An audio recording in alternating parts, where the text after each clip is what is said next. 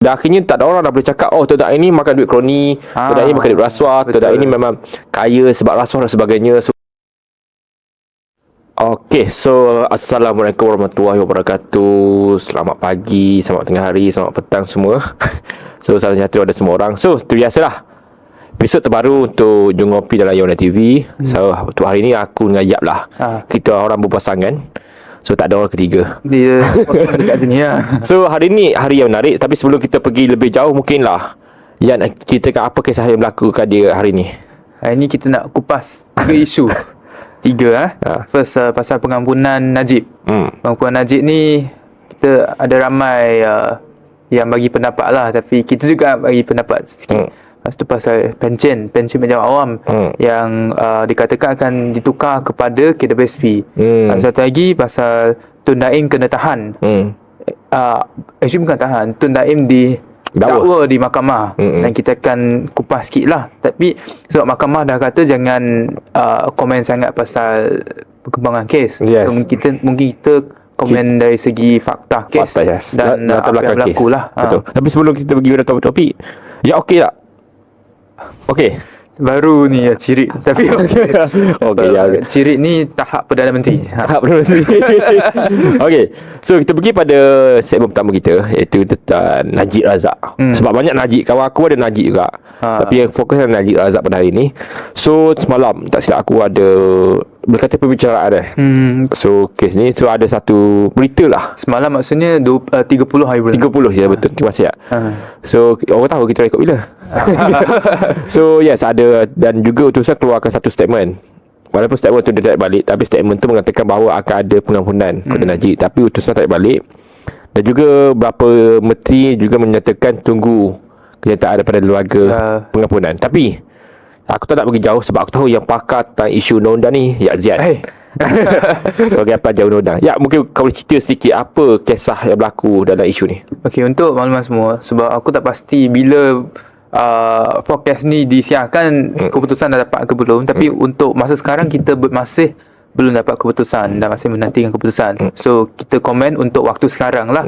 Jadi keputusan yang bakal diumumkan oleh lembaga pengampunan ada 4 keputusan. So mungkin dia akan jatuh pada one of 4 ni lah. First, pengampunan pengampunan penuh. Pengampunan penuh ni maksudnya dia akan batalkan rekod jenayah. Kalau ikut bahasa orang biasa, maksudnya dikosongkan lah. Dikosongkan, bersih. Bersih dan stabil.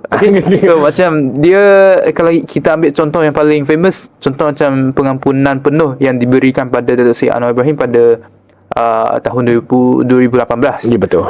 Yang masa tu yang di-Pertuan Agong ataupun Sultan Kelantan sekarang, Baginda Titah, kes Anwar Ibrahim tu adalah miscarriage of justice. Maksudnya ada, aku tak tahu dalam bahasa Melayu apa. Miscarriage tu salah bawa, pengadilan tidak adil. Macam tu lah. So dan sebab tu dia diberi pengampunan penuh dan dibatalkan semua rekod jenayah. Dan dia pun boleh bertanding selepas diampunkan. Betul. Sebab kalau kita ikut undang-undang, seseorang yang dibebaskan dari penjara kena tunggu 5 tahun baru boleh bertanding. Tapi Anwar Ibrahim dia dapat terus sebab dia dapat pengampunan penuh. Yang second, pengampunan biasa ini maksudnya dia dibebaskan atas faktor simpati, faktor jasa, faktor yang faktor mercy. Dan dibebaskan tapi rekod tu masih ada. Dan dia pun depends, boleh bertanding ke tidak pun depends. Depends on terma ataupun syarat yang diberikan semasa dia diampunkan. Betul. Ni 2 lah. Lepas tu ketiga, dia akan pendekkan tempoh pemenjaraan atau tempoh jail. So contohnya Najib sekarang dia dapat 12 tahun. So mungkin kalau lembaga pengampunan kata kita nak pendekkan tempoh jail dia, so mungkin yang kurang pada contoh 6 tahun. Betul. Ataupun yang keempat, ditolak lah. Maksudnya permintaan untuk pengampunan ini telah ditolak. Ya, betul. So waktu rekod ni kita masih tak tahu keputusan. Betul. Tapi ada 4 keputusan yang bakal diumumkan. Alright. So aku rasa itulah dari segi undang-undang. Yes, betul. So mungkin aku tambah sikit untuk maklumat semua. Najib tak silap aku dia ada beberapa kes. Cik Jad kata. Tapi kes yang lembaga pengampunan sedang periksa, sedang menengok adakah diluluskan dan bagaimana adalah kes SRC. SRC betul. SRC yang 2 tahun yang melibatkan 4 bilion duit KLPAP. Tapi menjadi perbincangan dalam orang ramai. Aku kata ni bukan pendapat kita lah, ni pendapat orang ramai. Ramai orang-orang di luar sana mengatakan bahawa mereka kecewa lah. Mereka kata mereka kecewa, marah, kecewa. Dan ada juga kawan aku dan juga dia influencer kat Twitter mengatakan bahawa, aku tahu dia sebenarnya sokong mana, tapi dia buat satu statement adalah, if Najib dibebaskan, aku akan pilih PAS lepas ni. Aku pun nampak tu. aku bila kita bawa kat sini, of course kita orang tak boleh kata sangat sebab isu ni masih berlaku. Masa rekod pun sekarang ni masih tak ada kata putus daripada lembaga pengampunan. Dan Dr. Zalha pun mengatakan, dan Fahmi juga mengatakan bahawa tunggu lembaga pengampunan untuk apa-apa isu. Tapi aku melihat isu ni isu yang sensitif ataupun isu yang memerlukan kebijaksanaan yang tinggi oleh kerajaan. Sudah pasti pelbagai perbualan berlaku di luar sana. Tapi bagi pendapat aku, apa-apa yang berlaku akan berlaku, itu pertama. Tapi isunya adalah apa penerimaan rakyat. That's why aku kata tadi, apa yang dikatakan oleh orang ramai, ada yang setuju, of course. Tak ada salah. Kami kat UNA sangat meraihkan. Setuju tak setuju ada ni. yang dah lama kempen untuk pulangkan Najib. Yes, kami kata itu hak masing-masing. Bagi kami itu hak masing-masing. Mungkin ada kawan aku terlibat dalam pulangkan Najib pulangkan. So bagi aku hak masing-masing. Tapi menjadi kerajaan, menjadi isu dalam kerajaan ni adalah bagaimana mengawal sentimen. Sebab kerisauan aku adalah dengan isu pencin baru lepas berlaku. Yang ini kita akan bincang pencin lepas ni. Jadi macam tambah dia tambah perisa, macam dah pedas, tambah pedas lagi. Sebagai orang Pantai Timur, kita orang tak ada rasa pedas sangat. Sebagai orang Pantai Timur yang gagal, memang pedas. Pedas. Yes. Tapi menjadi mungkin aku nak tanya sikit bapak kau, sebagai orang biasa kau lihat kawan-kawan kau, adakah dia okey dengan benda ni? Walaupun berita kat utusan tu berita yang ditarik balik, tapi keluarnya berita kat utusan tu kata pengampunan diberikan tu, timbul banyak persoalan yang berlaku. Bila berita, maksudnya sebelum ditarik balik, bila dikeluarkan, ramai kawan-kawan aku macam mengamuk lah, kata ni kerajaan ada semua tu. Tapi dah betul lah, sebab kita, kalau kita masih ingat, Anwar pula Najib Razak ini telah dihukum 12 tahun penjara. Yes, betul. Sebab dia didapati bersalah oleh 3 mahkamah dan 9 hakim atas kes penyelewengan 42 juta SRC International Berhad. Maksudnya dia dah seleweng duit 42 juta. Dan didapati bersalah oleh bukan 1 hakim, bukan 2 hakim, tapi 9 hakim total. Tak ada seorang pun yang kata dia tak bersalah. Betul. Jadi yelah, ada yang kecewa, ada yang marah. Tapi aku harap kes ini, tak kisah dia diampunkan ke tidak, dia masih peringatan pada kita semua. Bila kita berkuasa, bila mereka berkuasa, jangan sesekali menyakau, jangan sesekali mengejar ganimah. Sebab bila sepandai tupai melompat, akhirnya akan jatuh juga. Betul. Dan ialah lepas diorang dah tidak berkuasa, kebenaran akan dibongkarkan juga. Betul. Dan tengok Najib, walaupun dia berkuasa, dia kata dia tak sakau apa dema semua tu, tapi bila dia dah tak berkuasa, bila kebenaran dilondehkan, dia tetap dimalukan, bukan saja di Malaysia tapi satu dunia. Yes. Sampai hakim pun kata dia ni kemaluan bukan kemaluan negara, national embarrassment dalam bahasa Melayu. Kemaluan, memalukan negara lah. Aib negara. Yes. Aib negara. Yelah, walaupun dia diampunkan, tapi tetap image dia telah dicela. Betul. Dan nak kata kecewa lah. Tapi kita kena terimalah keputusan ini. Betul. So mungkin aku tambah sikit bila isu ni berlaku, dia kita sedar satu benda bahawa kita boleh kata adalah jawatan Perdana Menteri dah tertinggi dalam kerajaan dah. Tapi kita melihat, benda ni aku happy dalam Malaysia sekarang. Kita melihat bahawa rakyat ni semakin celik dalam isu politik. Kita lihat bahawa apa-apa yang berlaku di luar ataupun semasa pertandingan, siapa-siapa pun rakyat akan sentiasa mati.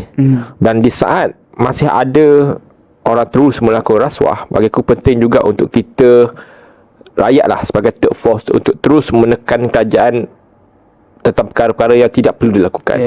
Itu penting bagi aku. Dalam isu ni, apa yang aku rasa menarik untuk kita kupaskan adalah mengenai bagaimana rakyat perlu terus memainkan peranan, terus menggunakan sosial media sebagainya untuk menyatakan ketidakpuasan hati mereka tentang apa-apa isu. Ini penting bagi aku. Sebab aku lihat kerajaan sekarang ni sangat open terkritikan. Aku tak tahu, mungkin ada orang lain pendapat aku selalu kritik kerajaan. Dan aku konsisten lah kritik kerajaan. Memang masih belum ditangkap lah. Belum lagi lah. Kalau zaman Mahathir dah lama ISA. Ya, dalam Yohana pun kita selalu kritik kerajaan. Tapi aku melihat bahawa benda ni, isu ni adalah isu untuk jadi titik tolak kepada rakyat, untuk terus bersuara tentang apa-apa yang korang suka ataupun tidak suka. Macam kami nyatakan tadi, macam tu ada suka untuk pulangkan Najib, teruskan. Tapi ada juga yang tak suka untuk Najib dipulangkan, teruskan.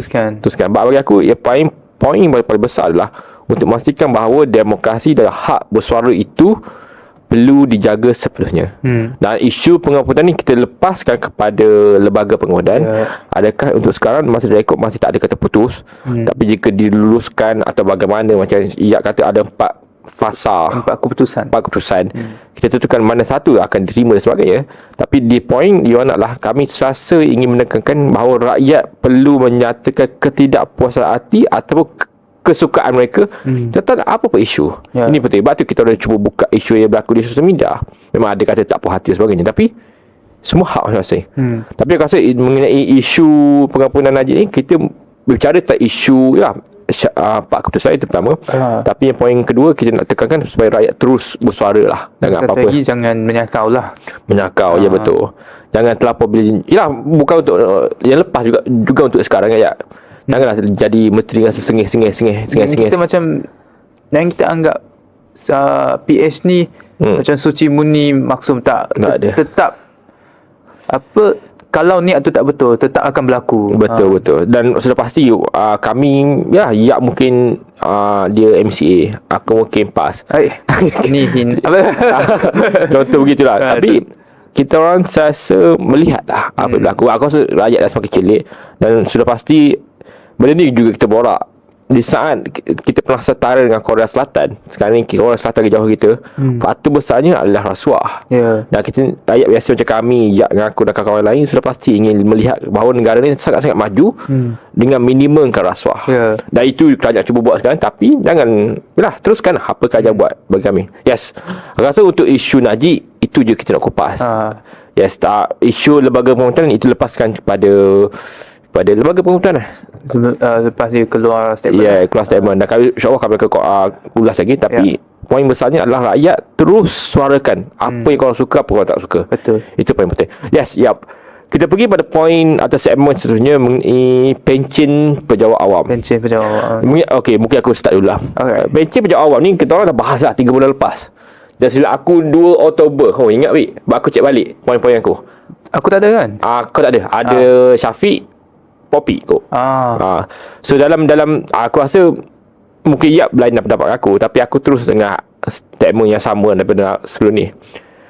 Tapi aku ulas sikit, isu pencen ni bukan isu baru lah. Isu ni pernah dibincangkan zaman Muhyiddin lagi. Pernah ada urut-urut memang nak distructurekan balik pencen ni zaman Muhyiddin lagi. Bukan Muhyiddin, actually Najib lagi tambah lagi Najib lagi.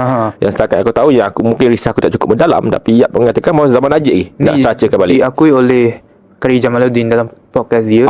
Dia kata sebab masa tu dia kan menteri, duduk dalam kabinet Najib. Masa tu dah mula dibincangkan. Betul. So isu ni bukan isu yang sekarang tiba-tiba nak buat sebab nak tindas pejabat awam, tak. Isu ni isu panjang. Mungkin aku ulas sikit nanti kau tambah lagi.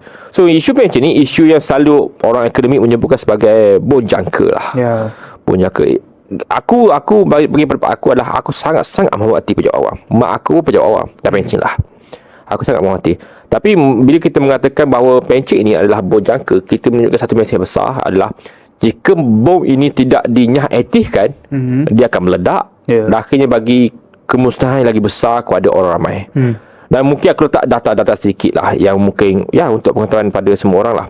So basically sekarang ni beban pencen yang kerajaan perlu tanggung setiap tahun adalah 32 bilion. Okay. Tapi secara keseluruhannya beban pencen adalah 700 bilion hingga 800 bilion.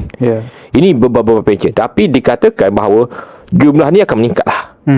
Ke tahun 2040 semua dia akan terus meningkat. Sebab apa? Pejabat awam semakin meningkat. Bila pejabat awam semakin meningkat, tapi aku tak sebut ni, tapi kadar kematian tu slow dia menyebabkan orang kena jangkaan hayat lebih lama. Jangkaan hayat lebih lama menyebabkan bahawa bilangan tu semakin meningkat. Sebab dia kurang pengurangan. Itu menyebabkan impact dia adalah kepada kewangan kerajaan. Tapi mungkin sebelum aku pergi dalam tentang polisi dan sebagainya, mungkin boleh tambah sikit tentang isu ni. So kita, sebab tadi Aiman pun kata sebab jangkaan hayat kita dah lebih lama. Sebab kita faham kesihatan atau perkhidmatan kesihatan di Malaysia dah ditambah baik. Yes, betul. Dan kalau kita jangan lupa, pencen ni dirangka sejak zaman koloni British. Yes, betul. Maksudnya kiranya kita import sistem ini dari penjajah British sendiri. So masa tu kalau kita tengok statistik lah, masa tu biasanya average rakyat kita boleh hidup sampai 50 tahun je. Betul. Dan tapi sekarang sebab sistem perubatan kita dah canggih, dah maju, kita average boleh hidup sampai 75 tahun. Ada juga yang terima pencen hidup sampai 99 tahun. Okey, betul. So kalau kita kira, memang masalahnya bukan sebab kita nak kata ini beban ke tidak, tapi kalau kita fikir logically lah, bila seseorang start bekerja sebagai pejabat awam, mungkin dia start umur 30 tahun. Dan dengan data masa tu, contoh sekarang dia boleh hidup sampai 75 tahun. Tapi kita tak tahu bila dia sampai 75 tahun, boleh tak dia masih hidup sampai 99 tahun. Betul. Dan benda ni melibatkan banyak faktor yang tidak tertentu. Maksudnya kerajaan bila dia buat belanjawan, dia tak dapat predict berapa duit yang perlu dikeluarkan untuk bayar pencen. Dan dia akan affect jangka masa panjang. Contoh affect pada tak, yang 10 tahun tu apa? Rancangan Malaysia. Efek pada rancangan Malaysia. Sebab rancangan Malaysia dia buat rancangan dalam setiap 5 tahun. 5 tahun, bukan 5 tahun.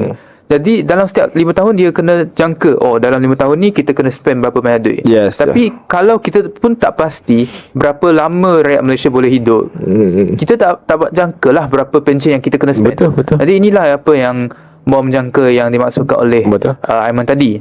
Dan satu lagi, yang ni dari segi kerajaan.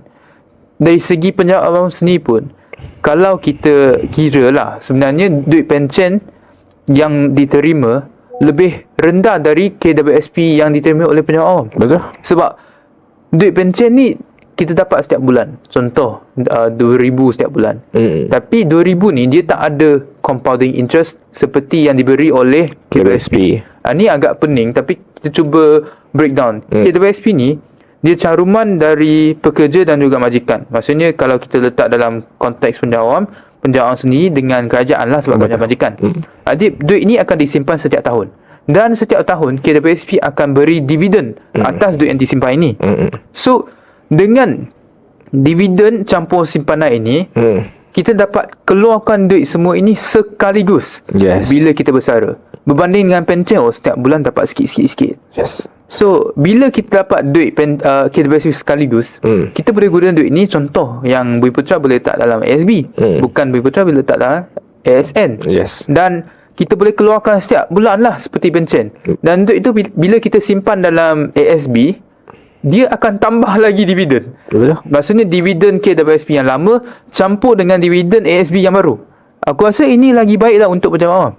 Dan ada yang kata, kalau kita ambil KWSP ni, ada yang 2 tahun dah habis belanja. Betul. Kau sendiri tak pandai uruskan duit, tapi kau salahkan kerajaan. Betul. Ini tak logik lah. Dan aku buat kira-kira lah. Contoh kita ambil gaji 4,000 setiap bulan. Kalau sampai di pencen, duit pencen yang dia akan dapat total, contoh dia boleh hidup sampai 80 tahun, duit pencen dia dapat 576,000. Tapi kalau kita kira dengan formula KWSP, dia akan dapat 868,000. So memang kita dah tahu KWSP lebih tinggi dari pencen. Tapi sebab ada rakyat Malaysia yang mungkin diorang tak fikir dari segi ni, dia akan bantah. Tapi sebenarnya benda ini sangat baik, bukan saja untuk kerajaan, bukan saja untuk kewangan negara, tapi juga untuk penjawat awam sendiri. Betul. Mungkin aku tambah sikit. Yap, dah ulas lah. Mungkin orang mengatakan bahawa KWSP ada kekurangan dan sebagainya, tapi kita sedar bahawa macam aku cakap, isu pencing adalah isu yang bukan isu sekarang. Dia isu yang impact pada masa depan. So macam data dikeluarkan pada tahun 2040 menyatakan bahawa kos setahun untuk uruskan pencing ni, kos pencing saja adalah 120 bilion. So mengatakan dalam 120 bilion ni adalah hampir separuh belanjawan tahunan negara. So di saat itu juga kita sedar bahawa bila kos ni semakin meningkat, ada benda yang perlu dikurangkan. Akhirnya duit ni duit kerajaan, duit rakyat yang beri kerajaan untuk uruskan. Jika benda ni tak diuruskan, kerisauan aku melihat pada projection yang aku buat lah, ada benda yang penting perlu dikurangkan. Contohnya sudut kos kesihatan. Sekarang ni RM1 kat hospital awam. Jika benda ni tak diuruskan, menyebabkan bahawa kemungkinan kos-kos kesihatan ni perlu ditambah, menyebabkan rakyat perlu tanggung dengan lebih banyak. Itu contohnya. Yang kedua adalah contoh kos pendidikan sebagainya. Memang kerajaan tanggung separuh ataupun hampir 90% dan sebagainya. Tapi kita sedar bahawa isu pencen ni, aku sangat faham bahawa semua orang nak ada pencen. Aku faham benda tu, aku sangat faham benda tu. That's why dalam statement aku dalam sebelum ni, podcast sebelum ni pun aku terus menyatakan, dalam melaksanakan isu pencen ni, kerajaan buat benda ni, iaitu kita perlu mula dengan orang yang dilihat sebagai orang yang kaya, sebagai orang kaya sekejap. Itu orang politik lah. Orang kata orang kaya sangat cepat lah. So kerajaan pun menyatakan bahawa dia nak mula dengan orang politik juga. Orang politik tak boleh dapat pencen dan sebagainya. Tapi aku rasa, yalah, ada beberapa benda yang perlu dipindah di saat balik. Dah of course tugas-tugas kerajaan. Tapi macam aku cakap, poin pencen ni perlu digerakkan oleh pimpinan. Pimpinan kerajaan itu orang politik lah. Bahawa korang sendiri sanggup untuk, that's why aku bagi kredit pada Fahmi Zaino. Aku lupa Dum Patah Jerejak Lepas tu Penang tak silap aku. lepas campur Esko. Dia terus menyatakan statement dia setakat aku tengok adalah, dia kata adalah dia tak akan ambil pencen. So itu satu contoh yang baik. Bagi aku, rakyat nak lihat betul. Kau jangan suruh rakyat berkorban tapi kau tak nak berkorban. Dia akhirnya semua orang perlu berkorban. Di saat PM tak ambil gaji, orang lain hanya potong 20%, ada je boleh tolak duit gaji semua. Tapi isu dalam permainan sentimen kerajaan, rakyat tahu bahawa pencen ni beban. Tapi dia dapat bahawa benda ni hanya impact kepada orang. Tak ada orang yang dalam pimpinan ni cuba untuk ambil tanggungjawab tu juga untuk kurang kos pengurusan tu. Itu isu besar ni. Dan aku rasa isu pencen ni bukan kita kacau yang dah ada, tapi kita kacau yang future. Of course kerajaan buat benda tu, tapi kita perlu pastikan dia bergerak sekali dengan orang politik lah. Maksudnya pimpinan tu kena start dari sini. Yes. Macam contoh ada silap aku Kak Wan. Sorry aku panggil Kak Wan, Dr. Wan Azizah. Cara rapat aku selalu dengar kawan aku sebut nama Kak Wan, Dr. Wan Azizah bekas Timbalan Perdana Menteri kita, juga memilih hanya satu pencen saja. Dia ada pencen ahli parlimen, dia ada pencen Timbalan Perdana Menteri. Itu tak ada. Sebab belum cukup. Belum cukup, yes. Dia ahli parlimen dengan doktor, yes. Dia hanya ambil satu saja. So itu contoh-contoh yang perlu kita ikuti. Bukan itu saja, kita perlu kembangkan, bukan seorang dua orang, semua. Sistem tu bergerak pada semua orang. Itu penting. Untuk contohlah, kita ada seorang ahli parlimen dari Terengganu. Terengganu dia ambil sekarang dia dah layak ambil pencen. So dia ambil pencen ahli parlimen, pencen adun, pencen Menteri Besar Terengganu, Duta Khas Timur Tengah tu belum cukup. So maksudnya sekarang dia dah layak untuk 3 pencen. Yes. Sebagai seorang yang ada tanggungjawab moral, sepatutnya dia tolak yang lain, ambil satu je. Yes, contoh ambil Duta Khas je. Sebab Duta Khas belum. Duta Khas belum. Menteri Besar. Kalau boleh dapat Duta Khas, ambil Duta Khas sebab dia paling banyak kerja kat situ. So the point dia adalah pilih salah satu. Mungkin salah satu ataupun lah, kalau boleh tolak pencen lah. Ya, ambil tukarkan jumlah pencen korang jadi KWSP. Rakyat nak lihat ni, aku selalu cakap ni, rakyat nak lihat benda ni sebagai tauladan. Maksudnya korang buat sebab korang tahu benda ni manfaat dari negara, korang sanggup buat benda tu juga. Takkan kau minta penjawab korban untuk negara tapi kau sendiri ambil. Yes, itu poin besar. Aku rasa aku rasa sebelum ni dari mana pun kita orang kupas sangat panjang dengan data everything. Aku rasa ada orang faham. Tapi bila kita orang set video tersebar semua, ada kritik ni, tapi kita melihat bahawa Dia marah sebab dapat dorang saja yang tanggung beban tu. Itu dia orang marah. Kenapa kami saja? Kami hanya 1.3 juta saja aku. Pajak awam ni. Orang lain ada 30 juta. Kenapa bukan semua orang begitu? Contohnya begitu. So itu isu besar. Isunya adalah beban ni perlu ditanggung oleh semua orang lah bagi aku. Aku rasa aku setuju untuk pindah struktur pencen ni supaya dia tak membebankan sekarang sangat pada kerajaan. Dan aku setuju apa yang kata. Sebenarnya dari kata mudahnya Kelab BSP lagi banyak bagi duit. Cuma di saat orang melihat macam ni, benda tu nampak benda jarang diborak dalam masyarakat ataupun dalam pejabat awam, menyebabkan orang tahu Kelab SP ni fungsi dia bagaimana. Padahal contoh orang kata aku formula, if pejabat awam dapat 500,000 selepas dia pencen, kita kata dia hidup 30 tahun, kita bagi tempoh 30 tahun, dia akan dapat 2,500 sebulan. So dia lagi banyak pada 1,500, 2,000 yang sekarang pejabat awam dapat. Tapi of course dia orang tak faham benda tu. Tugas kita untuk terangkan, tapi diterangkan juga orang politik perlu ambil beban lah. Unless penjawatan tu hidup sampai 99 tahun lah. Itu lagi berbaloi kalau ambil pension. Tapi yes, aku rasa isu KBSP ni apa yang menarik adalah kau faham duit yang banyak ni kalau kau pandai uruskan dia boleh kembangkan. Macam Iyak kata letak dalam ASP, janganlah keluar 500,000 keluar tu 500,000 langsir beli kereta baru. Itu je masalah. Pencen pun kau takkan beli, takkan mampu beli benda tu.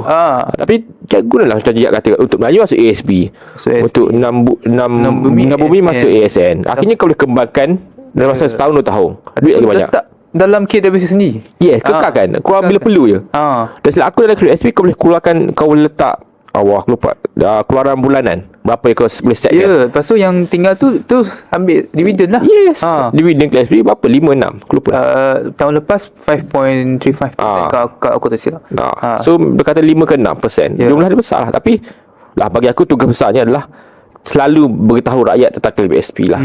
Tapi kalau ada sistem cadangan yang lebih baik daripada KSP, kami kat Yona sangat-sangat nak mendengar. Betul. Sangat-sangat. Contoh kata ini contoh digunakan oleh UK. Setakat main study semua hampir sama sistem dia, cuma nama je beza. Nama je beza, sistem dia kurang je. Tapi setakat ni aku setuju bahawa pencen dia perlu dipindah lah.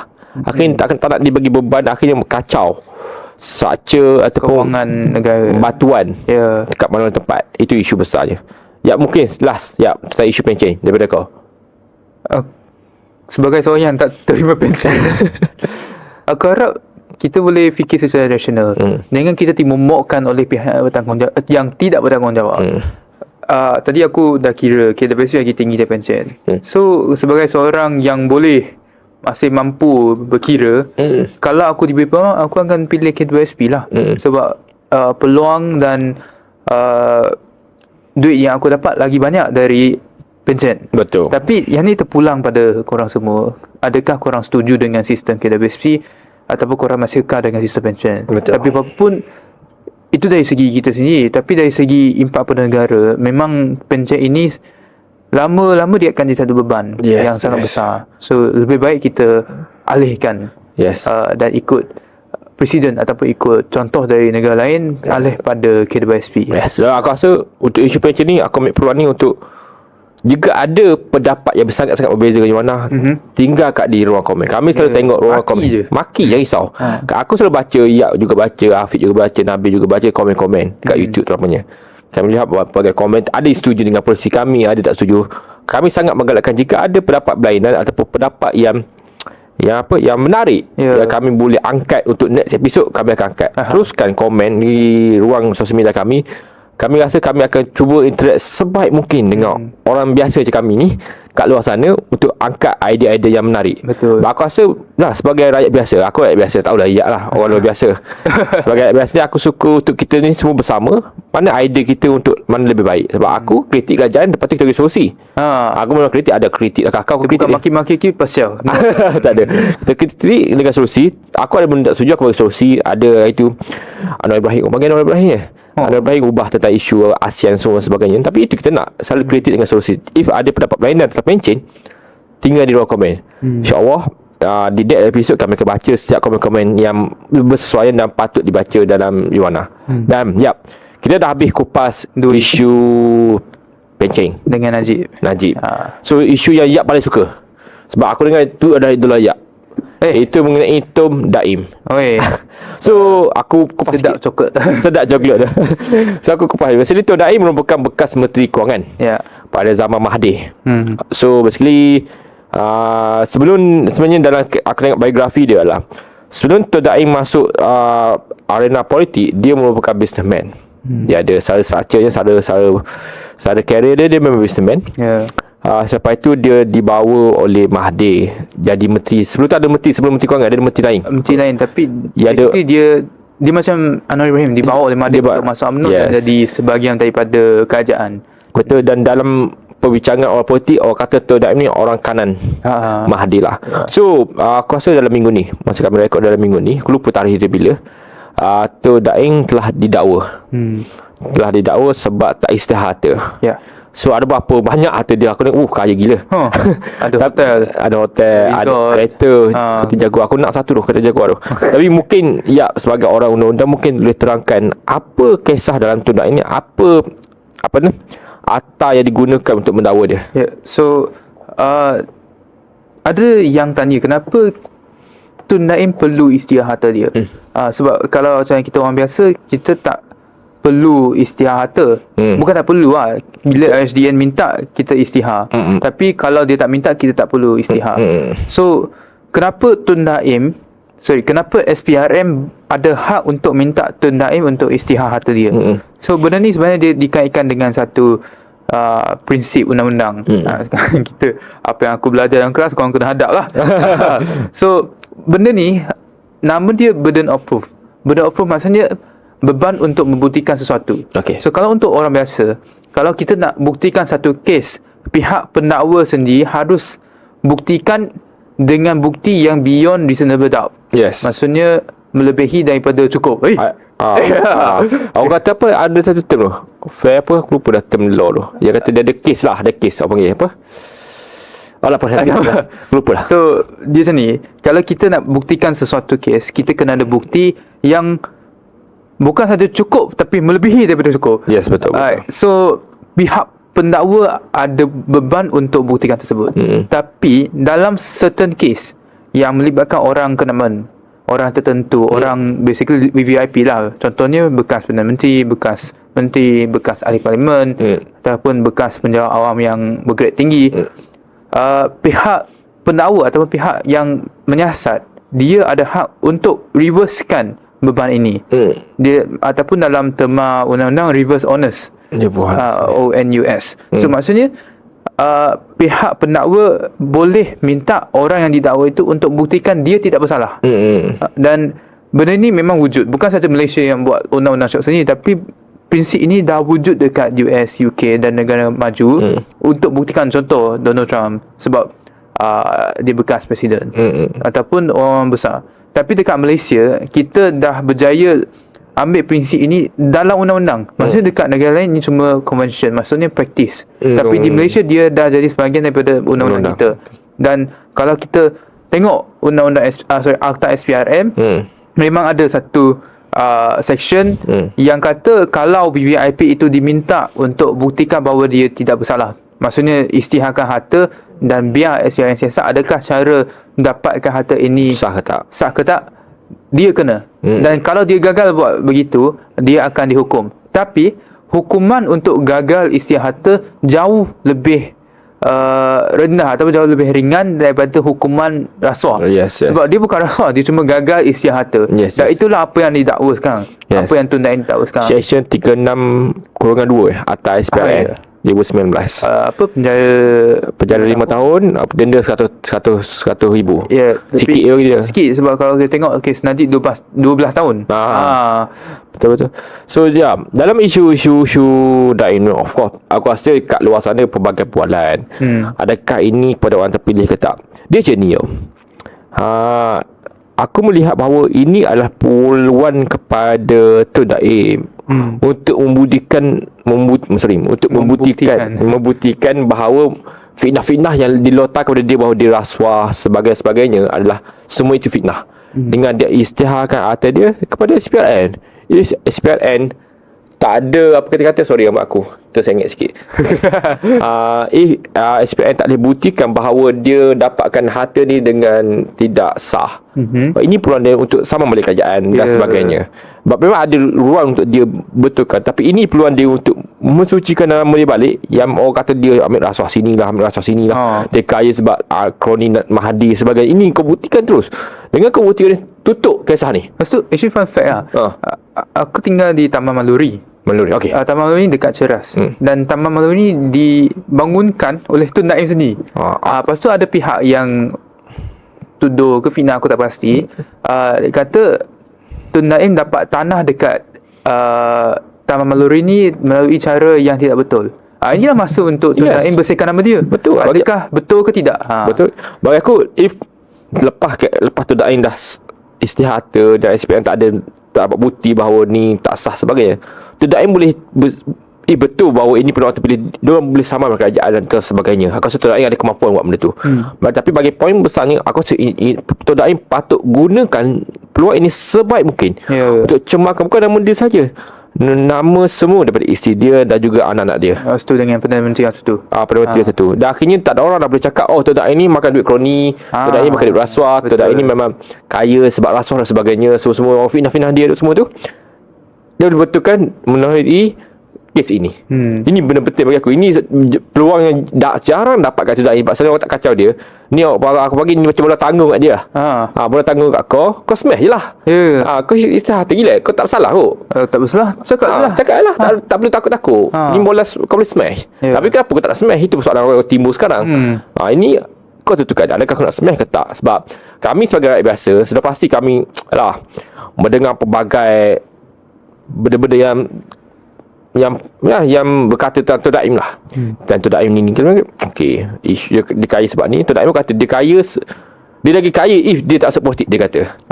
So betul Tun Naim memang businessman berjaya, tak salah. Tak salah Tun Naim kaya. Kau boleh buktikan bahawa duit tu sah je. Kita jealous lah, tapi tak salah. Tak salah. Aku sangat suka sebagai contohlah, dia boleh jadi contoh yang sangat baik dengan dasar DEB daripada orang biasa jadi sangat kaya. Contoh aku sebagai orang Cina, tiap hari orang kata orang Cina kaya. Dan Cina ada orang Melayu yang berjaya, yang kaya. Aku rasa mungkin yang pertama dalam Malaysia. So okey lah. Tanya bagi aku, dengar aku tak kisah. Bagi aku apa yang hati dia dapat itu hak dia. Dia berusaha sebagainya, teruskan. Kau boleh cerita hati je, settle. Tak perlu gelabah. Dan aku rasa kat luar sana pun, kami kat luar sana pun nak melihat benda ni. Nak lihat kat kalau kerajaan ni terciduk ke tak. Kami sangat okey benda tu. Nak tengok Anwar Ibrahim terciduk. Hari terciduk. laung Tun Naim ni tak. Ni dia kata kau macam ni masa kau time balik. Settle. Tapi mungkin sebagai undang-undang, benda ni sebelum kes Tun Naim ada tak kes berlaku macam ni juga? Maksudnya yang reverse lah. Yang reverse. Aku tak pasti. Tapi kes high profile ni actually Tun Naim bukan yang pertama lah. Najib ataupun siapa lagi, ramai. Bung Mokhtar. Siapa lagi? Siapa nama tu? Zahid ya. Ramai. So he's not the first one lah. Aku boleh kata kes kes pembekalan kereta ke kerajaan sebenarnya ada usul rasuah Spenco. Itu pun high profile lah. So kalau nak kata pendakwaan terpilih, aku tak nampak sangat lah pendakwaan terpilih. Aku lebih nampak bahawa kalau aku sebagai Tun Naim, macam aku cakap, ini peluang aku. Kau memang bagi bola tanggung aku, memang aku smash tak kepala kau. Tapi apa pun aku, sebab aku pun tengok video dia masuk mahkamah dengan kursi roda, lepas tu dia pun sakit kan. Dia nak kata tak kesian, memang kesian lah sebenarnya. Sebab dia pun dah tua, sakit. So aku harap Tun Naim ambil peluang ini sebelum apa-apa berlaku dengan dia, untuk bersihkan nama dia dan bekerja samalah dengan SPRN dan mahkamah. Dia minta apa, buktikan je. Kalau tak bersalah. Aku rasa Tun Naim mungkin kriteria sama dengan Mahathir, itu sangat utama keluarga. Ini masa Tun Naim untuk pastikan, bukan kita nak mendoakan apa berlaku kat dia semua ni, anak dia, imej anak dia semua terpelihara. Semua dijaga. So duit ni tak ditarik apa semua bagai. Bayi ni peluang dia. Aku rasa Tun Naim ni sangat-sangat, aku menghormati dia. Dia sangat-sangat father figure, sangat menjaga anak dia sebagainya. Ini peluang lah untuk pastikan isteri dia, anak-anak dia yang jadi usahawan juga ni terus berjaya. Tak ada orang kacau, tak ada orang kata kau anak Tun Naim sebab tu kau kaya. Tak ada orang cakap benda tu. Dan semua berusaha sendiri. Berusaha sendiri. Ini penting bagi aku. Last kata-kata untuk isu ni, ya. So again lah, sama macam kes Najib. Bila kita berkuasa jangan menyakau. Tapi kalau kita tak buat salah, kita kena buktikan terus terang aku tak sakau. Yes. Ya, dan aku rasa itulah kita kena tegakkan niat, betulkan niat. Bila berkuasa jangan sakau. Tapi bila kita dituduh, jangan kita diamkan diri. Betul. Kita kena buktikan bahawa kita tidak bersalah. Betul. Itulah. Yes. Dan kata-kata terakhir dari aku, Yuana, kami kat Yuana lah. Kami sangat meraihkan if ada pendapat berbeza. Aku sangat suka sekarang kat komen Yuana, banyak komen sekarang ni. Penat agak membaca situ. Dah tahu kat YouTube sekarang ni. So aku sangat suka melihat. Aku rasa mungkin ini minggu ni akan masuk bulan kedua tahun 2024. Cepat betul, start sebulan lebih. Mungkin dalam bulan depan aku akan cuba untuk, kita semualah akan cuba untuk bawa komen-komen menarik ataupun soalan-soalan menarik dalam podcast kami untuk dicakap atau dilontarkan juga untuk intro kami. Dan sudah pasti kami cuma harapan adalah kepada luar sana, terima kasih kerana sangat-sangat menyokong Yuana. Kami sangat happy sekarang. Tak adalah happy, sangat penat. Tapi kami happy dengan sokongan rakyat. Rakyat kawan-kawan kat luar sana terus komen dan sebagainya. Dan akhir sekali daripada kami adalah, kami ada sosial media macam biasa lah. Mana lah? Kami ada sosial media. Keluarkan Haji. Keluarkan sosial media. Kami ada sosial media, Facebook, Instagram sebenarnya. Kami sangat meraihkan if ada kerjasama nak dibuat dan sebagainya, boleh through kami punya sosial media.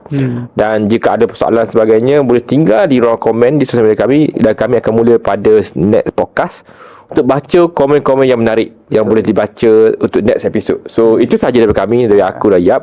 So terima kasih pada rakan-rakan di luar sana. So insyaAllah kita jumpa lagi di minggu hadapan. Okay, terima kasih.